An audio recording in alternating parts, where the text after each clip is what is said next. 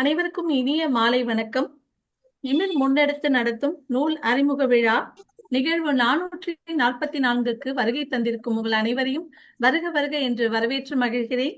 இன்றைய நம் சிறப்பு நிகழ்வில் நாகர்கோவிலை சேர்ந்த கவிஞர் கவிதைக்கரை வினி அவர்களின் என் தேநீர் இடைவேளை கவிதை நூலை அறிமுகம் செய்யவிருக்கிறோம்.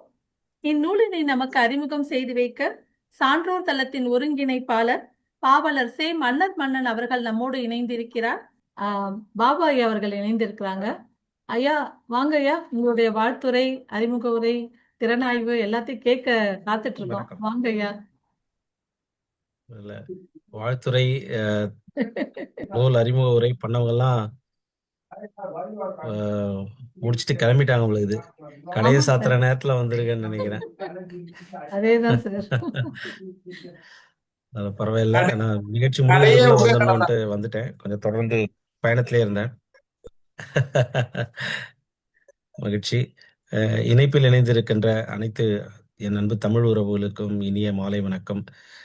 அழைப்பினை ஏற்று மிக அற்புதமான ஒரு அறிமுக உரை தந்திருக்கின்ற மன்னர் மன்னன் அவர்களுக்கும், வாழ்த்துறை வழங்கிய வெற்றி நிலவன் அவர்களுக்கும். வெற்றி நிலவனுக்கு நான் சொல்லவே இல்லை, ஆனால் அவர் பேரை போட்டேன்.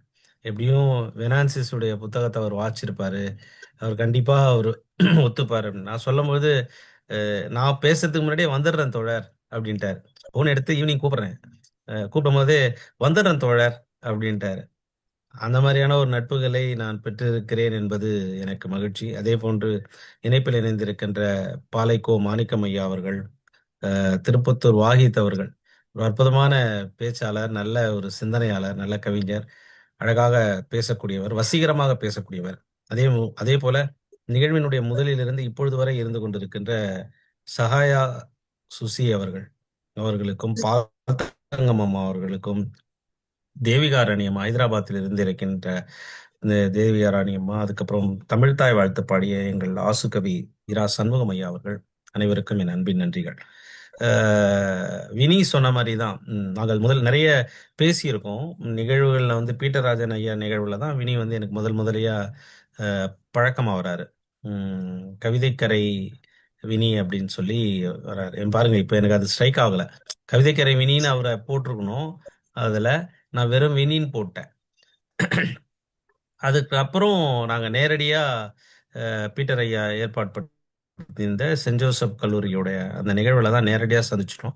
ஆனா எங்கள் 2 பேருக்குள்ள சந்திப்பானது நேரடியாக சந்திச்ச போது ஏதோ பல நாட்கள் நாங்கள் பழகியது போல ஒரு உணர்வு தான் எங்களுக்கு இருந்தது. அவரே என்ன அழகா உள்வாங்கிக்கிட்டாரு, நானும் அவரை அன்போடு உள்வாங்கி கொண்டேன். நாங்க நீங்க தானா அவர் தானான்னு கேட்டுக்கவே இல்லை, 2 பேருமே பேர் சொல்லி கூப்பிட்டோம். அந்த அளவுக்கு ஒரு அற்புதமான நண்பர். அதே போல நல்ல செயல் வீரர். எதுக்கு சொல்றேன்னா, அந்த நிகழ்வுல ஒரு மொமெண்டோ கொடுத்திருந்தாங்க, அது எல்லாத்தையும் மூங்கில்ல இந்த மொமெண்டோ கொடுத்திருந்தாங்க.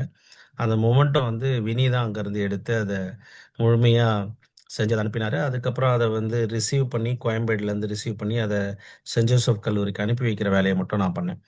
ஸோ அந்த மாதிரியான ஒரு நல்ல செயல் வீரரும் கூட.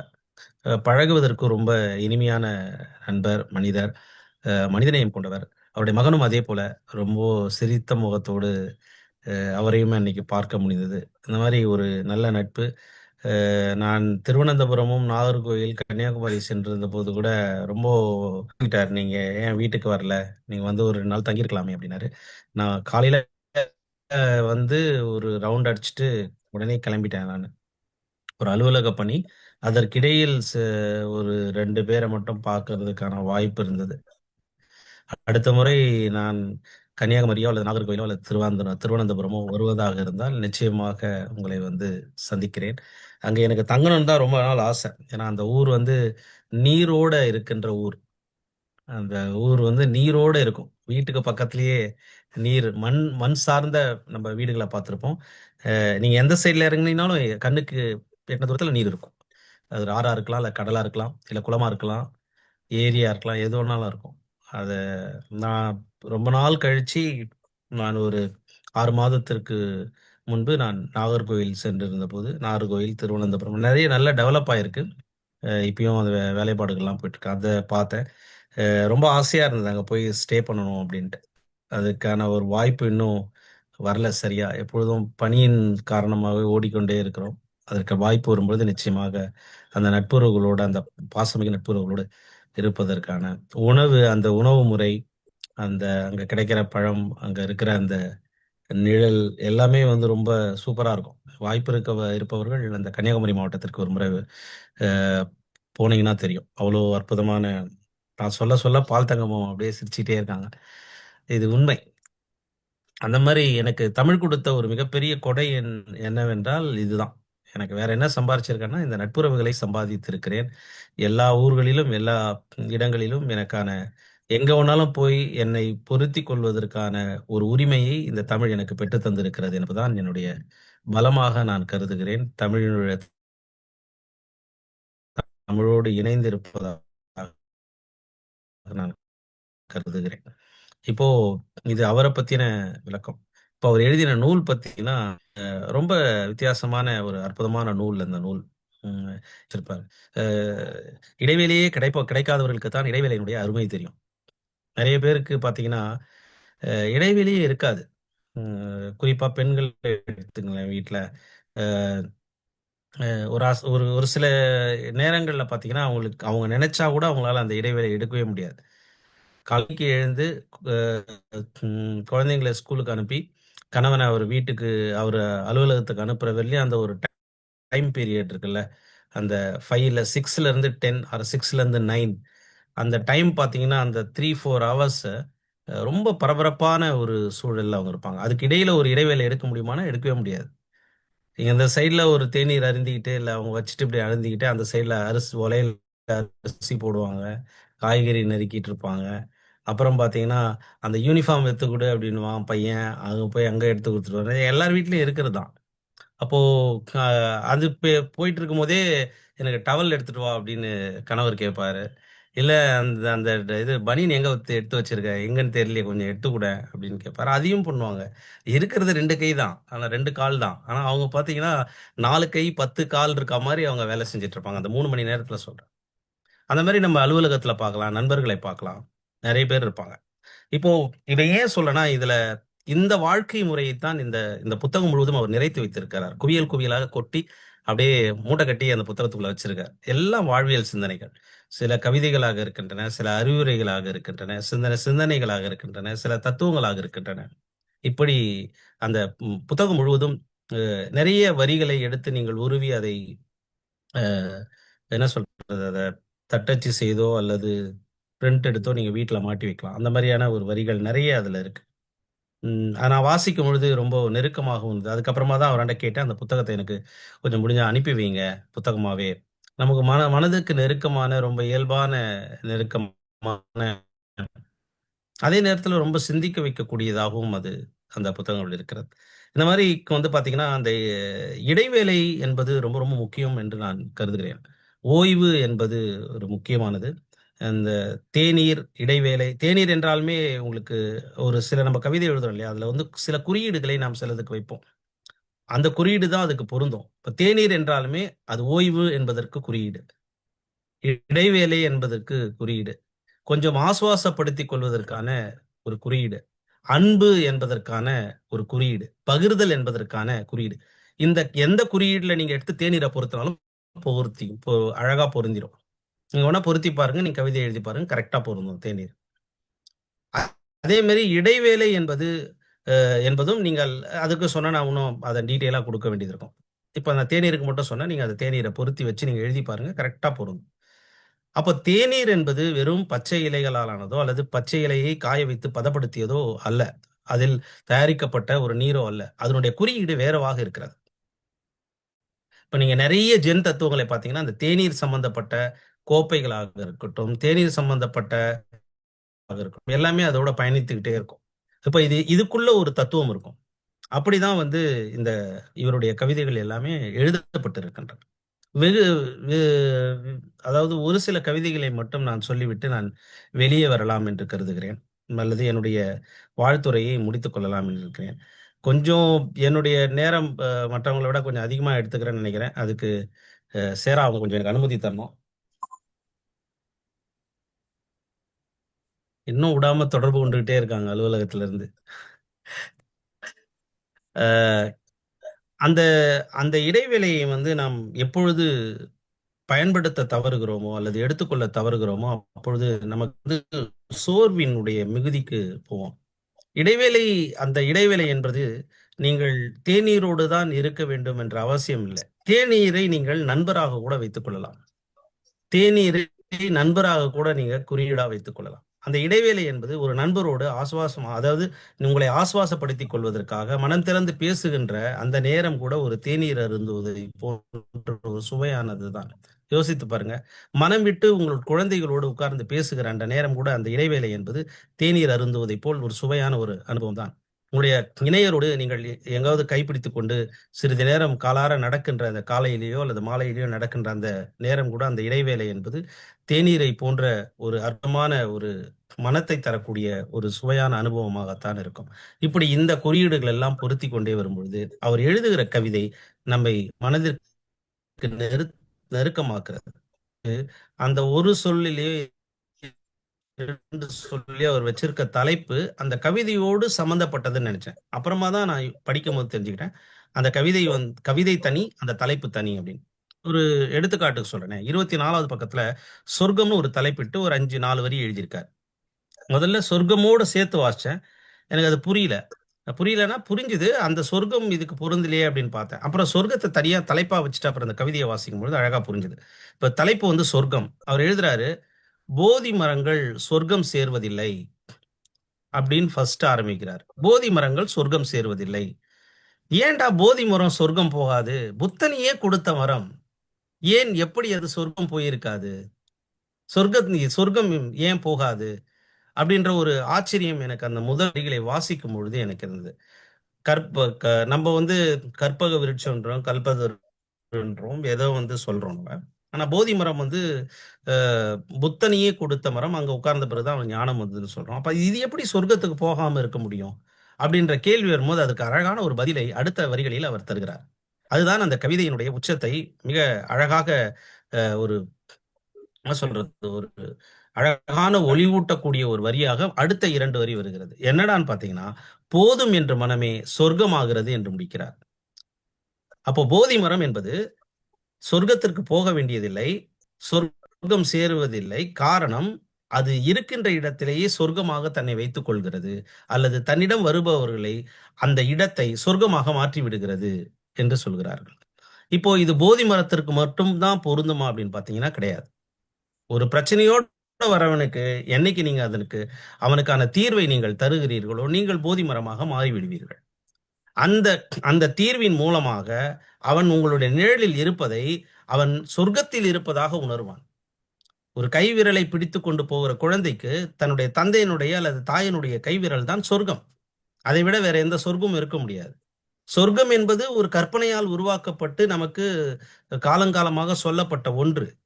அது அதை நினைத்து நாம் சந்தோஷப்பட்டு அப்படி வாழ வேண்டும் என்பதற்காக உருவாக்கப்பட்ட ஒரு மாய பிம்பம். அப்போ அந்த மாய பிம்பத்தை நிஜமாக்கணும்னா என்ன பண்ணும்? நீங்க மற்றவங்களுக்கு சொர்க்கமா இருக்கணும். அந்த சொர்க்கமாக இருப்பவர்களை நீங்கள் உங்களோடு வைத்துக் கொள்ள வேண்டும் என்பதுதான் அதனுடைய புரிதல். இப்போ நீங்க சொர்க்கமா இருக்க ஆரம்பிச்சீங்கன்னா உங்களுக்கு மற்றவர்கள் சொர்க்கமாக கிடைப்பார்கள். அது மனைவியாக இருக்கட்டும், குழந்தைகளாக இருக்கட்டும், நட்பாக இருக்கட்டும், ஆசிரியராக இருக்கட்டும், அலுவலகத்தில் இருக்கின்ற சக பணியாளர்களாக இருக்கட்டும், உங்களுக்கு வேலை செய்கிற, உதவுகிற பணியாளர்களாக இருக்கட்டும், யாராக இருந்தாலும் நீங்கள் எப்படி வைத்துக் கொள்கிறீர்களோ அதை பொறுத்துதான் அந்த போதி மரத்தை போல் அது நீங்கள் சொர்க்கமாக இருக்கின்ற இடத்தை உருவாக்கி கொள்ள முடியும் என்கின்ற ஒரு உயரிய சிந்தனையை அந்த அது ரொம்ப எளிதா ஒரு 4 வரியில போதி மரங்கள் சொர்க்கம் சேருவதில்லை, போதும் என்ற மனமே சொர்க்கமாகிறது என்று இயல்பாக எழுதுகிறார். இப்படி ஒவ்வொன்றுத்துக்கும் பாத்தீங்கன்னா அதுக்கு கீழே அடுத்த கவிதை பாத்தீங்கன்னா நிலையானது அப்படின்ற ஒரு தலைப்புல எழுதுறாரு. நிலையற்ற மண்ணில் நிலையானது இல்லை, நிறைவற்ற மனதில் மகிழ்ச்சி இல்லை என்று எழுதுகிறார். வெறும் நிறைவற்ற மனதில் மகிழ்ச்சி இல்லை, அது அது அது மட்டுமே நீங்க போதும். இப்ப இந்த 2 கவிதைக்கும் மேல இருக்க இந்த இந்த 2 கவிதைக்கும் கூட ஒரு ஒரு வந்து அஹ், அஹ், தொடர்பு இருக்குது. மேலே நிலையானதுன்னு வைக்கிறாரு. நிலையானது எதுவாக இருக்கணும்? நிறைவு பெறுகின்றது தான் நிலையானது. நீங்கள் எப்பொழுது நிறைவு பெறுகிறீர்களோ அப்பொழுது பூரணமாகிறீர்கள். பூரணம் பெறும் பொழுது உங்களை எதுவுமே பாதிக்காது. நீங்கள் அற்ற தன்மையிலிருந்து நிலையான தன்மைக்கு நீங்கள் மாறுகிறீர்கள். உங்களை யாராலையும் எதுவுமே நீங்கள் பாதிக்கப்பட மாட்டீர்கள். நிலையற்ற மண்ணினுடைய தோற்றம் அன்று இருந்ததா என்று இருக்கிறது, இன்னைக்கு இருக்கிறது, நாளைக்கு இருக்காது. மண்ணுடைய தோற்றம் மாறிக்கொண்டே இருக்கிறோம். அது நிலையானது இல்லை. ஆனால் அது எப்படி நீங்க நிலையா வைத்துக் கொள்ள முடியும் என்றால், நீங்கள் நிறைவு பெறும் பொழுது அதில் கிடைக்கின்ற மகிழ்ச்சி உங்களை நிலையானதாக வைத்துக் கொள்ளும். நிலையாமையுடைய தத்துவத்தை நிலையானதை வைத்து சொல்லுகிறார். இதுதான் தத்துவம். ரெண்டும் பக்கத்து பக்கத்துல கவிதை இருக்கு. அந்த கவிதைக்குள்ளாக ஒரு கவிதை நயமும் அதுக்குள்ளார ஒரு தத்துவம் நிறைய இருக்கு. ஒவ்வொன்றும் ஒவ்வொரு என்ன சொல்றது அவருடைய முதிர்வை சொல்லுகிற ஒரு படைப்புகளாக இருக்கின்றன. அடுத்தது ஒரு அறிவுரை மாதிரி சொல்றாரு பாருங்க. காத்திரு என்ற தலைப்புல, காலம் கனிய வரை காத்திரு, காட்சிகள் மாறும் வரை விழித்திருங்கிறார். காலம் கனியும் வரை காத்திருன்னு சொல்லியிருந்தா அதுல பெருசா ஒன்றும் எல்லாரும் சொன்னதா இருக்கலாம், அல்லது ஓகே ரைட்டு பொறுமையா இருந்துட்டே இருந்தா எல்லாம் நடந்துருமா? ஒரு மரத்துல போய் உட்காந்து ஒரு மரத்து கீழே போய் எனக்கு இது நடக்கணும் அது நடக்குமானா நடக்காது. அப்ப அதுக்கு அடுத்த வரியில அதுக்கு தீர்வு தராரு. காட்சிகள் மாறும் வரை விழித்திருங்கிறார். விவேகானந்தரை நினைவுபடுத்துகிறார். இப்படி ஒவ்வொரு கவிதையிலும் அந்த இன்னொரு விதிகள்ன்றதுல எனக்கு ரொம்ப பிடிச்ச கவிதை இது. விதிகள் என்ற ஒரு தலைப்புல ஒரு கவிதை எழுதுறாரு. விடியல்கள் தோறும் புதியன செய். ரொம்ப அற்புதமான சொல்லாடலுங்க. 4 சொற்கள் தான். எனக்கு இது ரொம்ப பிடிக்கும். நான் எழுதுவேன், எல்லாருக்குமே தெரியும். நான் காலை வணக்கம் போடும்போது கூட 3 சொற்கள் 4 சொற்களுக்கு மேல நான் போடுறதே கிடையாது. அதிலே முடிச்சிருவேன். அது என்ன சொல்ல வருமோ அதை சொல்லிட்டேன். விடியல் தோறும் புதிய செய்யானது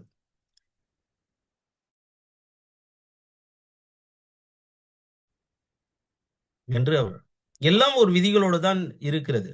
அப்ப விதிகள் இல்லை என்பதை செய்யும் என்பது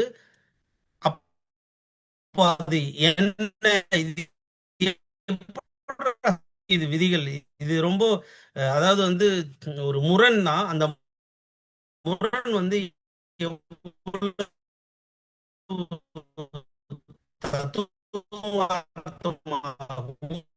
அழகியலோடும் இருக்கிறது என்பதை இதை சொல்லி நான் உங்களுக்கு முடிச்சேன்.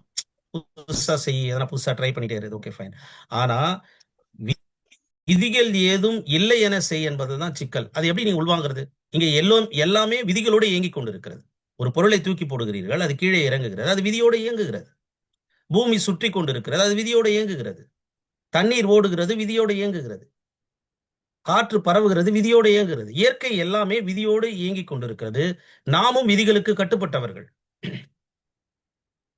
அது சட்டதிட்டமான ஏற்படுத்தப்பட்ட விதிகளாக இருக்கட்டும், அல்லது நீங்கள் வாழ்விடத்தில் இருக்கின்ற விதிகளாக இருக்கட்டும், எல்லாமே விதிகளால் கட்டுப்படுத்தப்பட்டவை, கட்டுப்பாடுகளால் நிறைந்தவை. அந்த கட்டுப்பாடுகளுக்குள் தான் நீங்க அந்த கட்டுப்பாடுகளோடு தான் வாழ்ந்து கொண்டிருக்கிறீர்கள். அப்ப அந்த விதி ஏதும் இல்லை என செய் என்பது அப்ப எதை சொல்ல வருது? இவ்வளவு விதிகள் இருக்கும்போது இவர் எப்படா விதி இல்லைன்னு சொல்ல வராரு?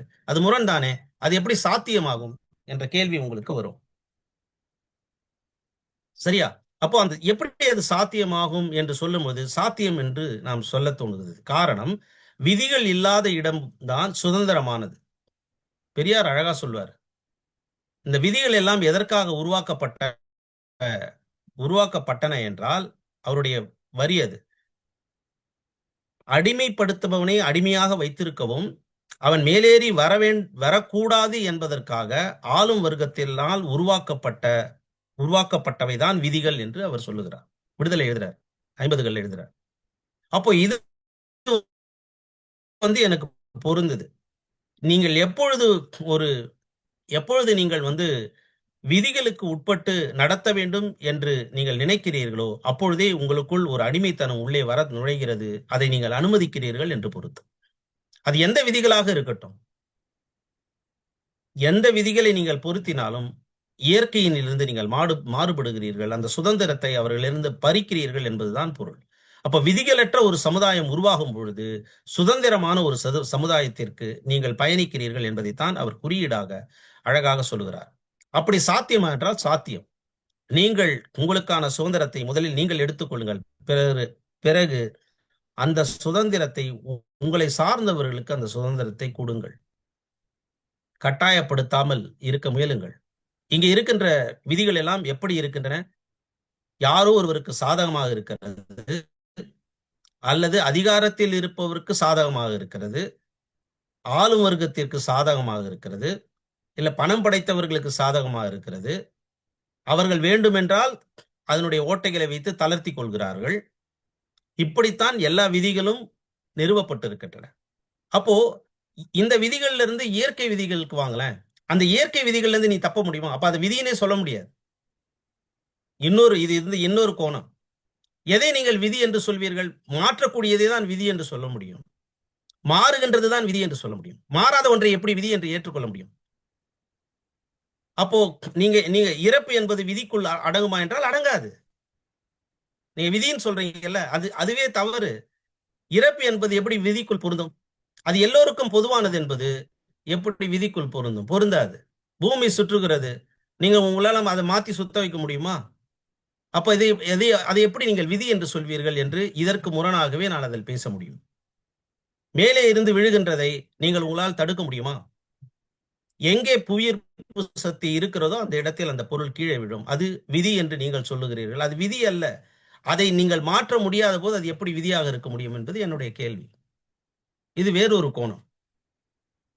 இவ்வளவு தூரம் விவாதிக்கக்கூடிய ஒரு பொருளாக அந்த கவிதை நிற்கிறது. இப்படி ஒவ்வொரு கவிதைக்குள்ளாகவும் நாம் வாழ முடியும். அப்போ இந்த கடைசியா இந்த கன்க்ளூஷனுக்கு, இந்த பாயிண்ட்டுக்கு வரல, பாபு இது குழப்பற மாதிரியே பேசுறானே அப்படின்ற மாதிரி இருக்கும். அப்போ நீங்கள் செயற்கையாக ஏற்படுத்தின விதி, இயற்கையாக இருக்கின்ற விதி. இப்ப இயற்கையான இருக்கின்ற விதியை உங்களால் மாற்றாத போது அதை நான் விதி என்று எப்படி எடுத்துக்கொள்ள முடியும் என்றுதான் கேள்வி. அப்ப அதை விதின்னு சொல்லாதீங்க. அது இயங்கிக் கொண்டிருக்கிறது. அதனுடைய இயக்கம். இயக்கம் என்பது எப்படி விதியாக முடியும்? நீங்கள் அதற்கு விதி என்று வரையறுக்கலாம். ஆனால் அதை உங்களால மாற்ற முடியுமா? மாற்ற முடியாது. மாற்றவே முடியாது. அப்போ அந்த இயக்கத்தை நீங்கள் விதி என்று நீங்கள் சொல்லுவதை நான் இந்த இடத்தில் கவிதைக்கரை வேணியினுடைய கூற்றின் பிரகாரம் நான் நிராகரிக்கிறேன். அப்ப அது விதி கிடையாது. அப்ப விதியை நீங்க ஏற்படுத்தி வச்சிருக்கீங்கல்ல, அதுதான் விதி. அந்த விதியை நான் முதல்ல சொன்ன மாதிரி அந்த விதி எல்லாமே வேறு கோணங்களில் வெவ்வேறுவருக்கு பயன்படுவதாக இருக்கிறது. அதில் ஒரு சில நேரங்களில் தான் பொதுவாக எல்லோருக்கும் பயன்படக்கூடியதாக இருக்கிறது. அது கூட எல்லா நேரங்களிலும் இருப்பதில்லை. எல்லாவற்றிற்கும் நீங்க இப்போ இதுக்கு இன்னொரு எக்ஸாம்பிள் சொல்றேனே. விதி என்று நீட்டை நீங்க கொண்டு வந்தீங்க உள்ள.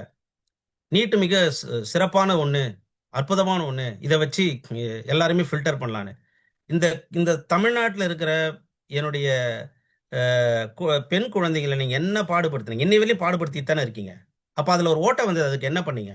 ஒண்ணுமே பண்ணலையே. அது லீக் ஆச்சு அந்த தேர்வுத்தாள். அதுக்கு என்ன பண்ணீங்க? ஆக்ஷனே எடுக்கலையே. அப்ப அந்த விதி உங்களுடைய விதி என்று உங்கள் விதி ஃபெயில் ஆயிடுச்சு இல்ல. இன்னொரு மாற்று விதியை எடுத்துக்கு வருவீங்க. அந்த விதியும் ஒருத்தன் விதிமீறல் பண்ணிக்கிட்டு தான் இருப்பான்.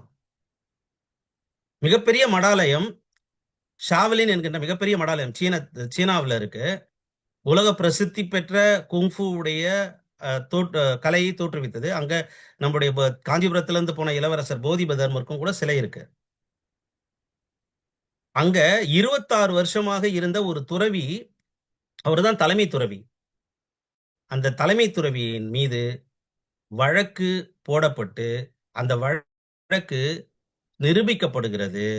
அவருக்கு 26 ஆண்டு சிறை தண்டனை விதிக்கிறார்கள். இது சாத்தியமான அழிப்பிடுவாங்க. உலக பிரசித்தி பெற்ற ஒரு மிகப்பெரிய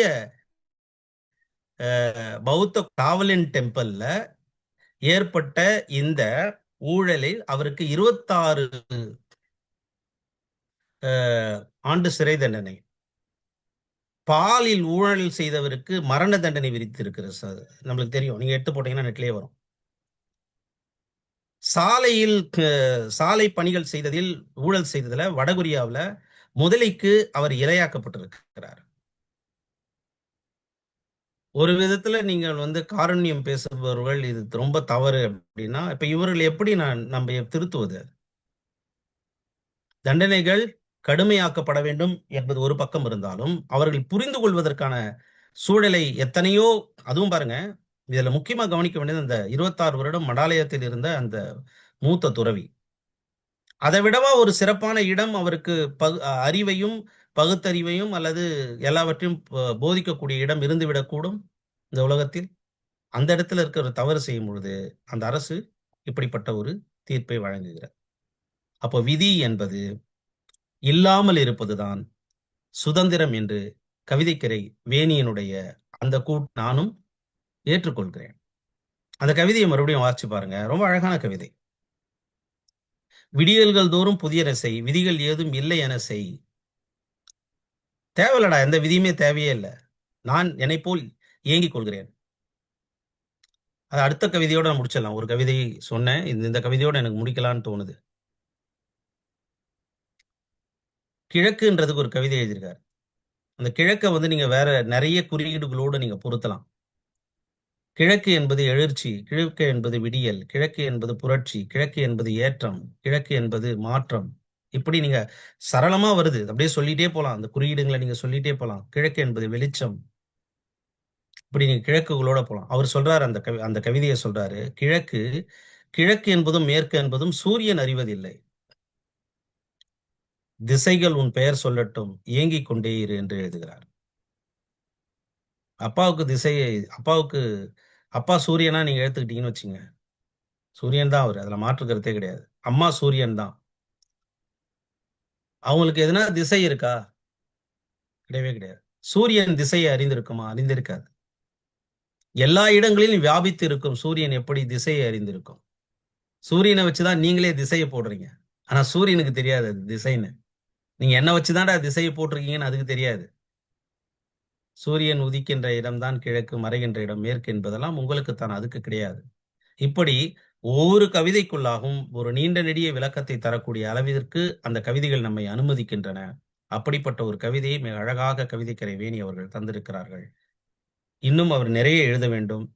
மிக சிறந்த சீரிய சிந்தனைகள் அவருடைய எழுத்துக்களின் மூலம், படைப்புகளின் மூலம் இந்த சமூகத்திற்கு வர வேண்டும் என்பதை என்னுடைய ஆவலாக மட்டுமில்லாமல் இங்கே கேட்டுக்கொண்டிருக்கின்ற அனைத்து நட்புறவுகளின் ஆவலாகவும் வைத்து, இதுகாரம் நண்பர் சுபாஷ் சந்திரபோஸ் என்கின்ற நல்ல பேராச்சா, இது நெஞ்சிலே இருக்கு, நேதாவா என் அன்பு கவிஞர் இணைந்திருக்கிறார். அவரையும் வாழ்த்தி மகிழ்கிறேன். விருத்தா அவர்களை வாழ்த்தி மகிழ்கிறேன். சிறப்பான சமூக போராளி, சமூக கவிஞர், சிறப்பான படைப்புகளை அவருடைய படைப்புகளில் தந்திருக்கிறார். அற்புதமான கவிஞர், அவரையும் வாழ்த்தி மகிழ்கிறேன்.